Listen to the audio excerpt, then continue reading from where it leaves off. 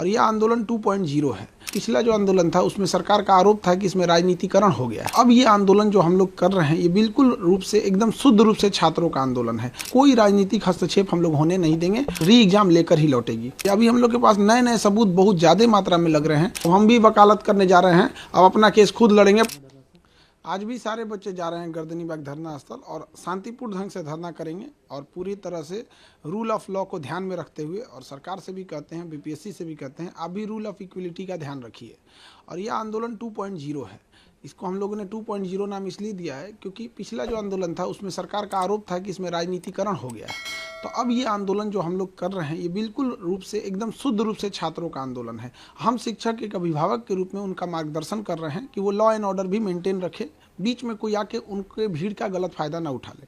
तो 2.0 में क्या है कि कोई राजनीतिक हस्तक्षेप हम लोग होने नहीं देंगे और ये 2.0 आंदोलन री एग्जाम लेकर ही लौटेगी। क्योंकि पिछले बार ऐसा हुआ था कि कुछ पॉलिटिकल पार्टियां थी वो ओवरटेक कर रहे थे, वो बीच में घुस गए थे, जिसके कारण छात्रों को भी परेशानियां झेलना पड़ा। तो क्या इस बार कोई पॉलिटिकल पार्टी? इस बार हम लोग किसी पॉलिटिकल पार्टीज को एंट्री नहीं दिए हैं। ये शुद्ध रूप से हम छात्र और विद्यार्थियों लोगों का आंदोलन रहेगा। और सरकार से भी विनती करते हैं, माननीय मुख्यमंत्री नीतीश कुमार हो गए या फिर उन जो सेक्रेटरी सर हैं दीपक सर, इन दोनों लोग से विनम्र निवेदन करते हैं कि आप लोगों के सामने हम लोग हाथ जोड़ते हैं। बच्चों के भविष्य का सवाल है, री एग्जाम ले लीजिए। ये बहुत बड़े लेवल पे धांधली हुई है, इसकी जांच करा लीजिए और री एग्जाम करा लीजिए। अभी हम लोग के पास नए नए सबूत बहुत ज़्यादा मात्रा में लग रहे हैं। अभी खगड़िया और भागलपुर के सेंटर पे क्वेश्चन पे टिक लगाकर वो पास ओवर कर रहे थे। वो अब जब सीसीटीवी इंचार्ज जो था उसने इसका विरोध किया तो ज्वाइंट सेक्रेटरी कुंदन कुमार कहते हैं कि इतने बड़े एग्जाम में थोड़ा बहुत ये तो होता ही है।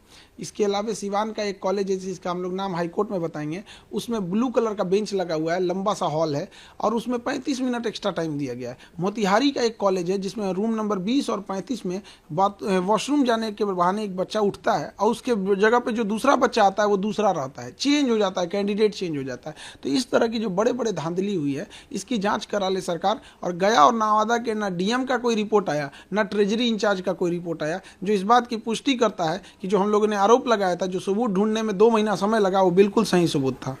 आप कह रहे हैं कि धांधली हुआ है, लेकिन बीपीएससी तो कह रही है कि कुछ हुआ ही नहीं। बीपीएससी ही मेन कल्प्रिट है। दुनिया का कौन चोर कहा है कि हम चोरी किए हैं? उस हिसाब से न्यायालय नहीं चलती है। हम लोग के पास प्रॉपर सबूत लग गया है। वो तो कहता था कि नॉर्मलाइजेशन का नोटिस भी नहीं देंगे। नोटिस दिया कि नहीं दिया? वो तो कह रहा था बापू परीक्षा परिसर वाले सब उपद्रवी हैं, दोबारा एग्जाम लिया। इतना झूठा है, कहता है कि हम नॉर्मलाइजेशन नहीं करेंगे। 22 सेंटर पर दोबारा एग्जाम लेकर नॉर्मलाइजेशन थोप दिया। इसका कोई, इसकी मिली भगत है सब कुछ। आप 13 तारीख को परीक्षा लेते हैं उसमें 6% रिजल्ट होता है और 4 जनवरी को परीक्षा लेते हैं उसमें रिजल्ट हो जाता है 19%। हम लोग पे कितना केस मुकदमा किए, कितने एफआईआर किए, वकीलों का चक्कर लगा लगा के हम लोग परेशान है, कोर्ट का चक्कर लगा लगा के।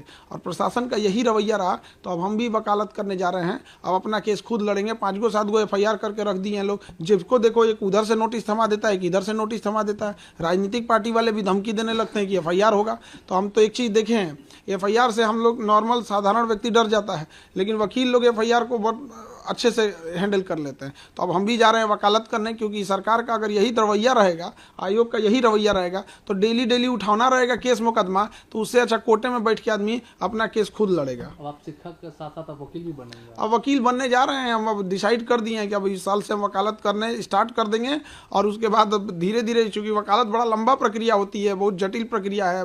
भारत में वकीलों की कोई कमी नहीं है, एक से एक विद्वान वकील है। तो अब धीरे धीरे सतत प्रक्रिया है, लेकिन हम लोग को कोई बाहरी केस नहीं लड़ना है। उसी चीज़ का स्पेसिफिकेशन करना है कि जो बच्चों के धरना प्रदर्शन और इस सब में उनका न्याय दिलाया जा सके, ताकि उनको इधर उधर भटकना ना पड़े और उनको एक विश्वास हो कि अगर हम प्रदर्शन कर रहे हैं, पुलिस हमारे पे एफआईआर करेगी, डिटेन करेगी, अरेस्ट करेगी, जेल करेगी। तो खान सर जो उनके साथ लड़ रहे थे, कोर्ट में भी लड़ेंगे, वकील के ड्रेस में लड़ेंगे, ये वादा है।